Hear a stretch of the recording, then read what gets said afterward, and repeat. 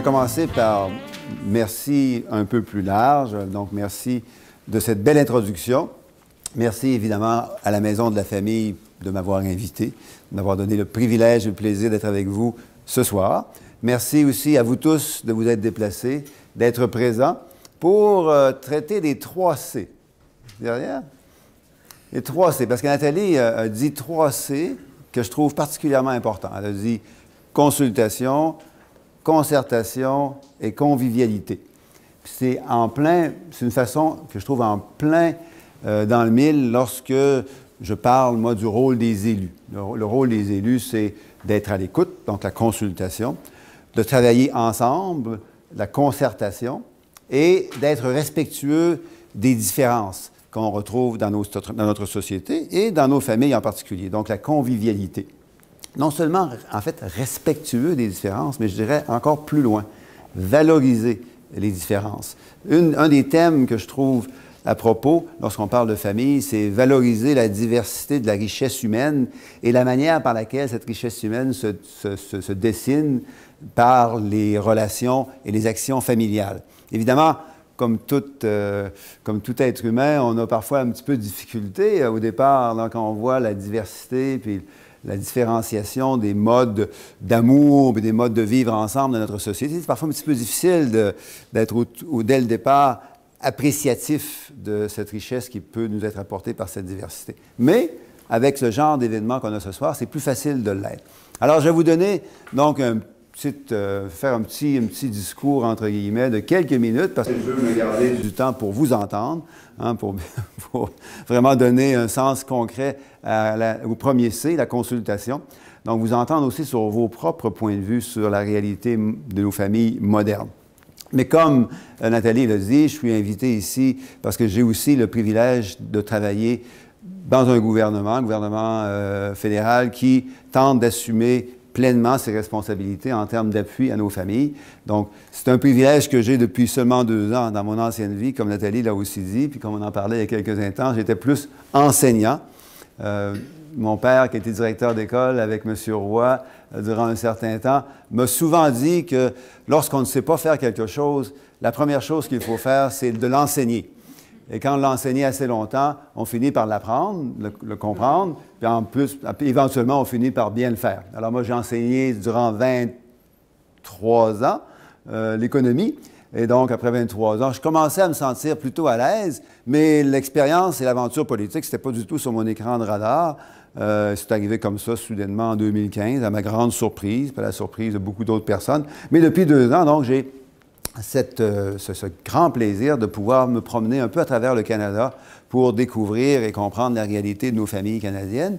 Mais j'ai aussi cette chance d'être à Québec, où ma famille de mon père grandit dans Charlevoix, mais la mienne, les parents ont habité longtemps, ils sont encore d'ailleurs à Beauport. Puis moi, maintenant, j'ai la chance d'avoir 3 adolescents qui me font vivre pleinement les joies de la famille.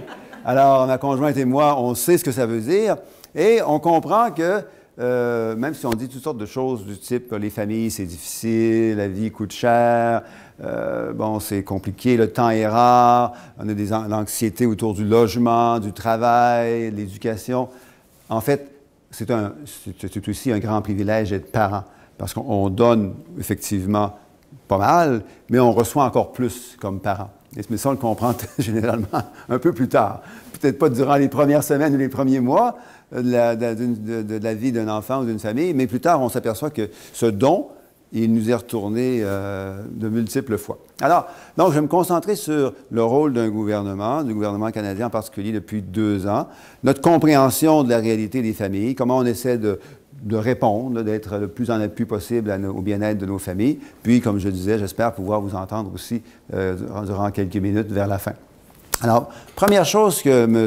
Trudeau m'a donnée dans ma lettre de mandat, qui est publique depuis le début, puis qui est assez longue, c'est de dire, bon, écoute, tu vas t'occuper de certains aspects qu'on considère particulièrement importants pour aider nos familles à bien vivre. Parce que, évidemment, un gouvernement doit être aussi très modeste et très humble.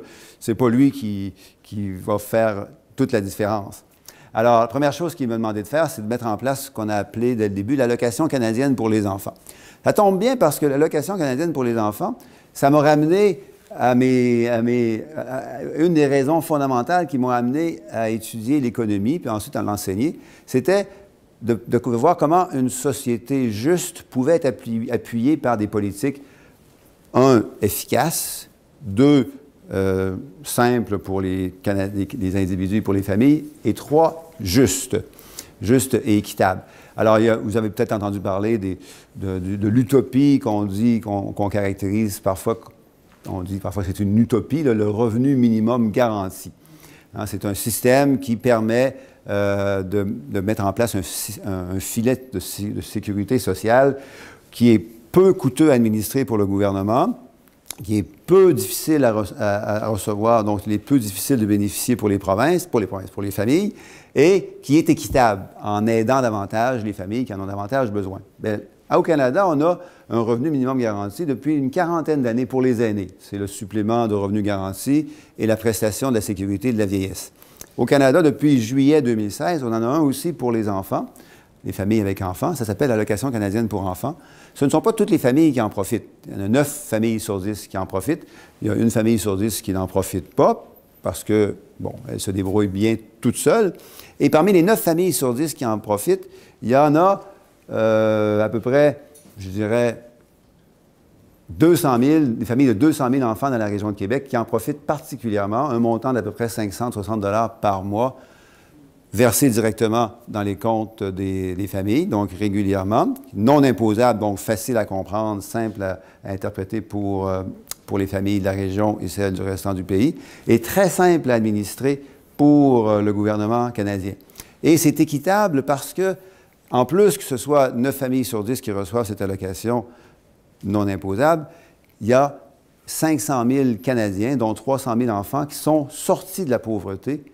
Ils le seraient ou elles le seraient autrement. Sortis de la pauvreté parce que ça, c'est particulièrement bien dirigé et bien adapté aux conditions des familles à plus faible revenu.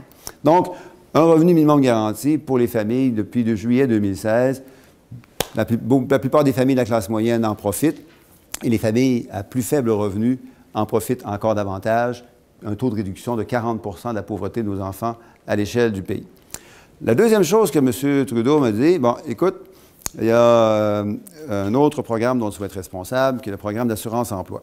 Bon, l'assurance-emploi, c'est un programme qui a été mis en place plusieurs décennies, un peu après la Deuxième Guerre mondiale.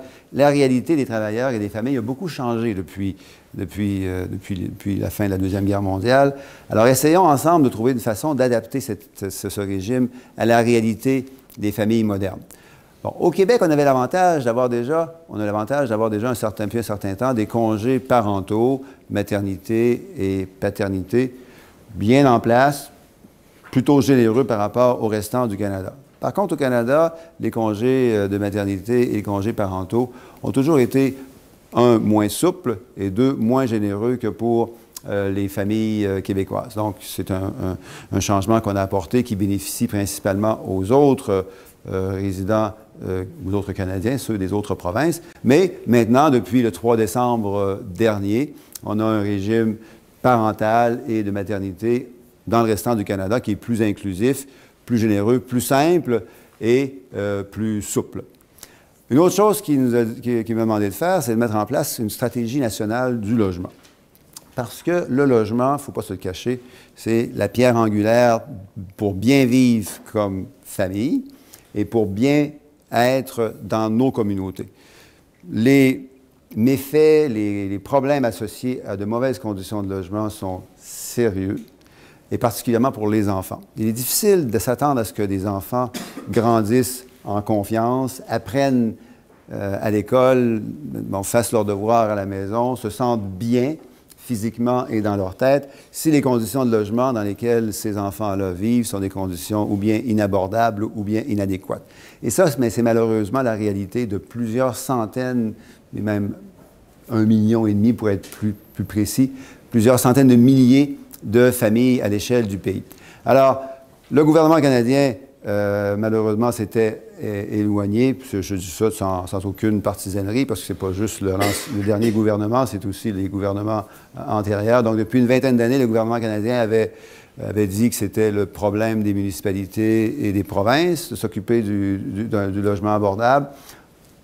On a changé ça depuis 2 ans. Donc, depuis l'annonce le 22 novembre 2017, nous avons un plan ambitieux sur 10 ans pour, par exemple, sortir de mauvaises conditions de logement, mauvaises dans plusieurs sens, à peu près 530 000 ménages canadiens à l'échelle du pays. Et ça devrait couper, même si ça ne touche pas directement, heureusement, les enfants, ça devrait couper l'itinérance de moitié au cours des prochaines années. Évidemment, à nouveau, on parle de concertation, parce que tout ça a un sens et un effet réel si c'est en concertation avec les gens du milieu. Ce n'est pas le gouvernement fédéral qui va se mettre à construire et à entretenir des logements de manière efficace. Ça se fait, ça, de manière partenariale, avec évidemment le gouvernement du Québec, mais aussi les municipalités qui ont de plus en plus la charge des conditions de logement. Puis lorsque ces conditions de logement sont mauvaises, ce sont les municipalités et les services sociaux, les services de santé, les services communautaires qui en écopent des coûts. Alors, c'est pour ça que c'est un travail concerté, de concertation, qui va mener à ces résultats qu'on espère voir au cours des prochaines années. Et pour terminer, laissez-moi parler des aînés, puisque les aînés forment aussi des familles. Et non seulement les aînés forment des familles, mais les aînés, comme vous le savez, ont un rôle très important à jouer dans le bien-être d'autres familles, pour 2 raisons principales. Enfin, 3 raisons principales, parce que de plus en plus, les aînés, étant donné que leurs conditions de santé sont meilleures que celles des générations antérieures, les aînés sont capables, si elles le souhaitent et si elles le peuvent, pour toutes sortes de raisons, de poursuivre leur participation au marché du travail sur plus d'années que les générations antérieures. Deuxième raison, c'est que les aînés sont souvent des fournisseurs de services de grande qualité et très appréciés pour les enfants et les petits-enfants, mais aussi parce que dans notre communauté, c'est quelque chose qui est relativement peu compris et certainement peu souligné. Dans notre communauté, beaucoup du bénévolat se fait par nos aînés. Il y a énormément de belles choses de beauté, d'action et d'attitude qu'on retrouve dans notre société, ici même à Québec, qui est générée par ce bénévolat tellement substantiel de la part de nos aînés. Mais ce qui est important de retenir aussi, c'est que il est vrai que les aînés ont une part plus importante dans notre société en raison de leur nombre et de leurs conditions de vie, de leurs conditions de santé peut-être plus favorables, mais les aînés vieillissent de manière hétérogène. Il y a une grande diversité de conditions de vie parmi nos aînés. C'est important d'en être conscient. C'est vrai, comme je disais, que oui, les aînés d'aujourd'hui sont généralement plus sécures d'un point de vue financier. Ils ont des actifs qui leur permettent d'être en moyenne moins anxieux, moins insécures d'un point de vue économique. Oui, comme je disais, la santé de nos aînés est en moyenne supérieure. Oui, les conditions de travail, de logement sont aussi meilleures. Mais il y a beaucoup d'aînés qui vivent seuls, vivent en précarité économique sérieuse et qui ont des difficultés ou bien de nature santé ou bien de nature familiale. Un conjoint qui a besoin d'aide, une santé qui est fragile, qui crée beaucoup d'incertitudes. Et donc, dans ce contexte de grande variabilité des conditions de vie de nos aînés, il faut que les gouvernements soient respectueux. Je reviens au terme de respect, d'écoute, de conscientisation. Il faut être respectueux. Et c'est pour ça qu'une autre chose que le premier ministre m'a demandé de faire, c'est, de travailler avec le ministre des Finances pour augmenter la qualité et la générosité du régime de pension du Canada. Bon, le régime de pension du Canada s'applique à toutes les provinces sauf le Québec. Alors, la bonification du régime de pension du Canada qu'on a pu signer, sur laquelle on a pu s'entendre avec les 9 autres provinces, en juin 2016, cette bonification a immédiatement profité et va profiter à l'ensemble des autres Canadiens que les Québécois. Mais ça, entre nous, ça a amené aussi le gouvernement du Québec à bonifier notre régime des rentes du Québec au cours des dernières semaines et des derniers mois. Le gouvernement du Québec avait le choix entre suivre le gouvernement canadien et les autres provinces et ne pas le faire. Puis ils ont hésité. Puis si j'étais dans la salle, je leur dirais très honnêtement et très respectueusement, ils ont hésité à le faire, mais à la fin, ils ont décidé de le faire aussi. Alors ça veut dire que la bonification du régime de pension du Canada est couplée avec une bonification identique du régime de rente du Québec. Donc, au cours des prochaines années, au lieu d'avoir un 25 de remplacement du revenu, on va tranquillement se déplacer vers 33 de remplacement du revenu. Donc, c'est une première chose qui a été faite assez rapidement, étonnamment. L'ancien gouvernement, sans aucune partisanerie, mais avec transparence, l'ancien gouvernement pensait que ça ne pourrait jamais être fait, et d'ailleurs que ça ne devrait pas être fait, mais ça a pris 6 mois, ça a été réglé. La deuxième chose qui a été faite, c'est de ramener à 65 ans l'âge d'admissibilité pour les prestations de la sécurité de la vieillesse. C'est pas parce que les gens sont forcés de prendre leur retraite à 65 ans, plutôt qu'à 67 ans, en raison du nouveau changement. Les aînés prennent leur retraite quand ils le veulent. Ça dépend à nouveau de leur revenu, de leur capacité de travailler, de s'ils ont un emploi, de leur santé, des conditions de vie de leur conjoint. Par contre, malheureusement, beaucoup de nos aînés, les plus vulnérables certainement, n'ont parfois pas la capacité de travailler après 65 ans. Pour toutes sortes de raisons. La plupart du temps indépendantes de leur volonté. Et si on n'avait pas maintenu, si on n'avait pas ramené à 65 ans l'âge d'admissibilité aux prestations de la sécurité de la vieillesse, il y a 100 000 aînés au Canada qui se seraient retrouvés dans la pauvreté sévère, pour ne pas dire dans la misère, parce qu'ils n'auraient pas eu accès à d'autres programmes fédéraux pour pouvoir vivre correctement. Donc ça, on l'a fait. Et en plus, la dernière chose qu'on a faite aussi, parce qu'on pense que c'est important de le reconnaître, le coût de la vie pour nos aînés augmente rapidement, le coût des aliments, le coût du logement, le coût du transport. Donc on l'a pas fait pour tout le monde, on l'a fait pour les aînés qui vivent seuls, 65 ans et plus. Donc le supplément de revenu garanti qui donne un peu d'argent pour vivre un petit peu. On l'a bonifié de jusqu'à 950 $ pour les aînés qui vivent seuls, qui en ont davantage besoin. Et ça, c'est à peu près 900 000 aînés au Canada qui en profitent depuis quelques mois. Dans la région de Québec, c'est autour de 30 000 aînés, là, mais des aînés qui vivent avec très peu de moyens, qui ont cette aide additionnelle. Sinon, les chèques, certains parmi vous le sont peut-être déjà aînés, là, les chèques de prestations de sécurité de la vieillesse n'augmentent pas rapidement. Hein, à tous les 3 mois, là, ça ne change pas très vite. Alors, avoir un petit coup de pouce de temps en temps, étant donné que le coût de la vie, lui, augmente rapidement, ça peut faire une différence. Alors, c'est un résumé très rapide qui est basé sur l'invitation à nouveau de Nathalie de parler de consultation, de concertation et de convivialité. Moi, ce sont 3 beaux mots clés. Maintenant, je suis heureux de m'arrêter maintenant pour laisser un petit peu de temps, j'espère, pour la discussion.